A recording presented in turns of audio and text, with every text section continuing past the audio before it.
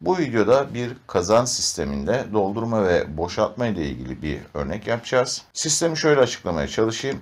Başlat butonuna bastığımızda biz başlat butonundan 24 volt input 0.1'i lojik 1 yapacak ve kazan boşsa Q0.0 çıkışına Clemens'lerine 24 volt verip 1 yapıp doldurma pompasını çalıştıracaktır. Doldurma pompası çalıştıktan sonra önce sıvı seviyesi aşağıdaki alt seviye sensörü input 0.2'yi 1, daha sonraki üstteki üst seviye sensörü input 0.3'ü 1 yapacaktır ve artık kazan dolmuştur. Kazan dolduktan sonra yani üst seviye sensörüne 1 olmasıyla birlikte benim Q0.0 çıkışına bağlı pompam duracaktır. Kazan manuel olarak boşaltılacaktır. Kazan manuel olarak boşaltılırken önce üst seviye sensörüm 0 olacak, girişi kesecek. Daha sonra sıvı kazandan çıktıkça, kazanın içi boşaldıkça alt seviye sensörüm input 0.2'de 0 olacaktır. PLC girişlerine artık artı 24 voltu taşımayacaktır. Pompa motorum çalışıyor. Kazan dolmaya başladı. Bu noktada eğer ben stop butonuna basacak olursam input 0.01 yapacağımda benim sistemim, kazan doldurma sistemim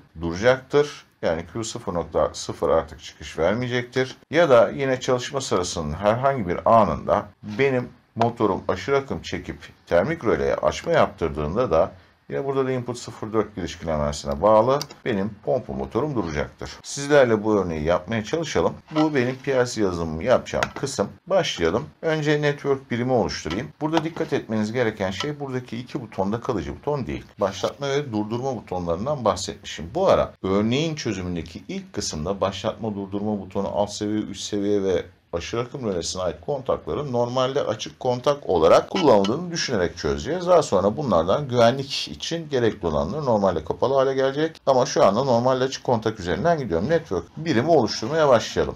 Demin de dediğim gibi başlatma ve durdurma butonu gibi iki tane buton vermişim. Eğer başlatma durdurmayı vermişsem burada benim butonlarım kalıcı butonlar değil. Sistemde eğer bir kerelik çalışmayı istiyorsanız bunu mühürleme devresine gerek yok. Ama sistem otomatikman boşaldığında tekrar dolsun istiyorsanız burada sisteme kalıcı olarak enerji sağlaması gereken bir elemana ihtiyacım var. Bu sistemde baştan sona kadar çalışan bir eleman yok. Yani bir tane zaten çıkış elemanım var. O da pompa motorum. Bu pompa motorum baştan sona kadar kalmıyor. Yani pompa motoru üzerinden bir mühürleme devresi oluşturamazsınız. Pompa motoru durduğunda mühürleme devreniz bozulacaktır. Bir dahaki sefere otomatik olarak dolmayacaktır. Ama dediğim gibi bu sadece bir sefer olsun, boşaldıktan sonra elle sistemi çalıştırayım diyorsanız eğer, evet, burada doldurma pompasıyla mühürleme yaparak sistemi çalıştırabilirsiniz. Ama ben otomatik doldur boşalt istediğim için start stop butonları kullanmışım ve bu start stop butonları iki buton kullandığım için kalıcı değiller ve benim sisteme enerji sağlayabilmem için yardımcı bir elemana ihtiyacım var. O da yardımcı rölem M0.0. M0.0'ın çalışması neye bağlı? Bir kere başlatma butonuna bağlı.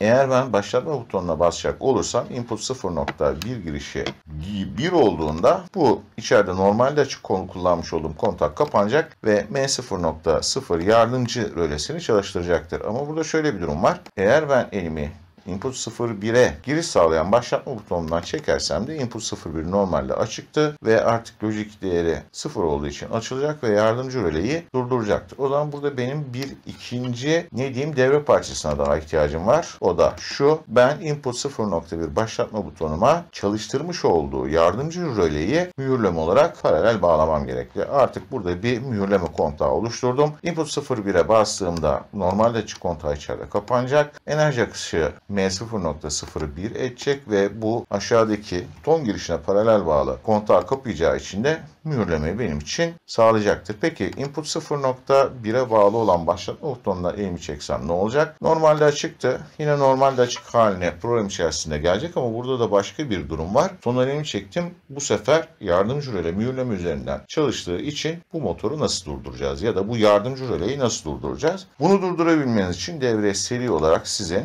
stop butonunu bağlamanız lazım. Peki normalde açık mı, normalde kapalı mı? İlk etapta bunu normalde kapalı bağlayacağız. Birazdan normalde açık versiyonunda çözeceğim. Niye normalde kapalı bağlayacağız? Eğer durdurma butonundan herhangi bir sinyal gelmezse normalde kapalı olacak ve sistemi çalıştıracak. Eğer herhangi bir sinyal gelirse bu buton burada olduğu gibi açılacak ve seri olduğu devredeki tüm enerjiyi mühürlemelerle birlikte keseceği için artık çalışmayı ne yapacaktır? Durduracaktır. Artık ben stop butonundan elimi çeksem, normalde kapalı haline de gelse bu, buradaki başlatma butonuna yardımcı rölenin mühürleme kontağı açık olduğu için sistem tekrar ne yapmayacaktır? Kendi başına çalışmayacaktır. Ama ben biliyorum ki örneğin start butonuna basmışız, mühürleme yapmış, çalışıyor. Benim bir de burada aşırı akım rölem vardı. Yine aşırı akım rölesinde normalde açık kontak kullandım.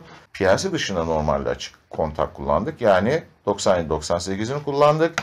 PLC içerisinde bunu ben normalde kapalı olarak gösterdim. Buradan herhangi bir sinyal gelmediği sürece bu kapalı ve enerji akışını engellemiyor. Eğer benim dışarıdaki aşırı akım rölem input 04 klemensine enerji verecek olursa, input 04 logic 1 olacak olursam bu sefer normalde kapalı kullanmış olduğum kontak açılacak ve bu da stop butonunda olduğu gibi sistemin enerjisini kesecektir. Bu arıza düzeltilse input 04 tekrar normalde kapalı haline gelse de artık input 0.1 başlatma butonu ve memory bitin M0.0'ın aşağıdaki kontağı açık olduğu için sistem yine kendi başına çalışmayacaktır. Şimdi normal çalışma sırasında M0.0'ı çalıştırdım. Bu durdurma butonu ve aşırı akım rölesiyle devre dışı kalan bir eleman, yardımcı eleman ve pompa motorunu çalıştırmamız lazım. Bu Network 2'de başlıyoruz bunu yapmaya. Pompa motoru çalışsın. Peki neyle çalışsın? Yardımcı röle çalışsın. Yani yardımcı röle devreye girdiğinde benim pompa motorum çalışsın. Bir oldu. Bunu çıkış klemensine aktardı ve benim pompa motorum çalışmaya başladı. İyi de bu pompa motorunun çalışması için bir şart olması gerekmiyor mu? Yani alt seviye ve üst seviye sensörlerini, peki sınav anahtarlarını, sensörlerini, her ne diyorsanız bunu niye verdik? Şimdi kazan boş olduğu zaman çalışmaya başlasın. Yani şartlardan bir tanesi o olsun. Yani kazan boşsa bu çalışmaya başlasın. Peki sensörün ya da seviye sensörünün ya da sınav anahtarının neyse normalde açığını mı kullanacağız, normalde kapalısını? Eğer siz buraya normalde açık kontak kullanırsanız su yokken normalde açıktır ya da sıvı yokken normalde açıktır ve Q00'ı çalıştıramazsın. Ben buraya kapalı kontak kullanmam lazım. Normalde kapalı kontağını kullandığımda Merkez 0.0 yani M0.0 kapalıydı. Normalde kapalı. Yani bu input alt seviye sensörüne input 02, input 02 buraya bir sinyal vermediği sürece kapalı olmasını sürdürecek ve pompa motoru çalışacaktır. Sıvı dolmaya başladı ve alt seviye sensörü artık input 0.2 klemensine burada enerji verdi. Enerji verince lojik değeri input 02'nin 1 oldu. Buradaki kontak normalde kapalıydı ve bunu normalde açık haline geri getirdi. Bu sefer ne oldu? Enerji akışı kesildi ve pompa motorum durdu. Eğer ben sadece buraya alt seviye sensörünün normalde kapalısını kullanacak olursam sıvı doldu, alt seviye sensörü gördü ve pompa motorum durdu. Bunun altına indi, kapandı, devreye girdi. Eğer ben tek olarak buraya alt seviye sensörünün normalde kapalı kontağını kullanacak olursam sıvı sadece alt seviye sensörünü gördüğünde durur.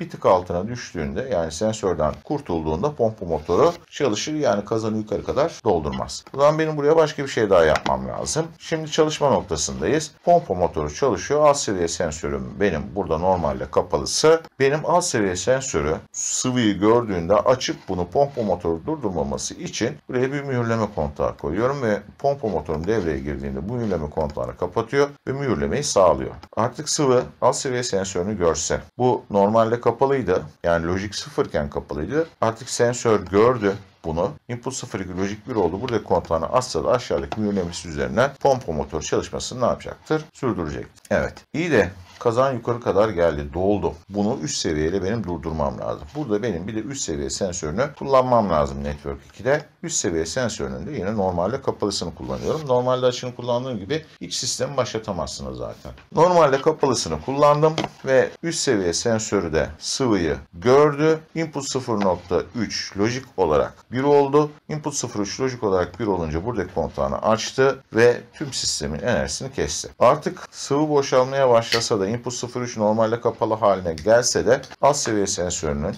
ve aşağıdaki mühürleme kontağının burada kontaklar açık olduğundan yine sistem çalışmayacak ve motorum durdu. Şimdi gelelim güvenli çalışmaya. Güvenli çalışmada mesela durdurma butonu, alt seviye sensörü, hele üst seviye sensörü ve buradaki pompa motorunun aşırı akım rölesi kablolarında herhangi bir nedenle kopma oldu. Şimdi burada durdurma butonunu nerede kullanıyorum ben? Açık buton olarak düşündüğünüzde, yani açık kontak olarak düşündüğünüzde burada durduruyorum. Ne oluyor? Stop butonuna bastığımda lojik 1 oluyor, burayı açıyor, durduruyor. Ya da aşırı akım rölesi lojik 0 iken kapalı, sinyal verdiğinde, buraya lojik 1 yaptığında açma yapıyor. Ya da alt seviye sensörüne input 0.2 işte aşağı seviye boş olduğunu ya da su olduğunu göstermek için normalde kapalısını kullanmışım. Suyu gördüğü zaman burası ne yapıyor? İşte lojik 1 oluyor, açıyor. Ya da üst seviye sensörü lojik 1 olduğunda burayı açıyor. Peki bunlar kablo kesildiğinde PLC giriş klemenslerine enerjiyi aktaramazsa ne olur? Örneğin stop butonu kesildi. Bura lojik kablo koptuğu için hiçbir zaman lojik 1 olmayacağı için bu kontak açılmayacak. Ya da aşırı akım rölesi. Hiçbir zaman burada PLC giriş klemensinde kesilmeden dolayı enerji aktaramayacağı için lojik 1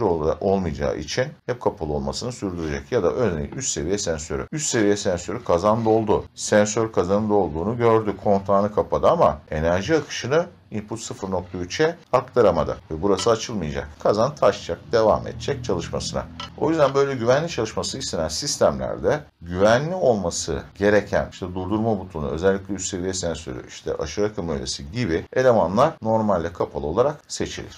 Şimdi durdurma butonumu ben normalde kapalı buton olarak seçtiğimde ne olur? Direkt enerjiyi verdiğinizde sisteme bu kapalı buton üzerinden gelir. Input 0.0 giriş klemensini 1'i. Giriş klemensi 1 olduğunda bu içerideki işte kontaklar açıksa kapatır, kapalıysa açar. Eğer ben dışarıda durdurma butonunu normalde kapalı bir buton olarak kullanıyorsam bunu bir önceki çözümde olduğu gibi kapalı kullanamazsınız artık. Bunu normalde açık kullanmanız lazım. Ne oldu? Giriş klemensi input 00 buton kapalı üstü olduğu için 1 oldu ve ben buradaki butona ait kontağı açık kullandığım için tak diye bu kontağını kapadı. Kapadığı için, normalde açık kontağı kapadığı için bakın enerji akışına müsaade ediyor. Eğer buradaki kablo kopacak olursa, kablo koptuğu zaman ne oldu? Input 0.0 0 oldu.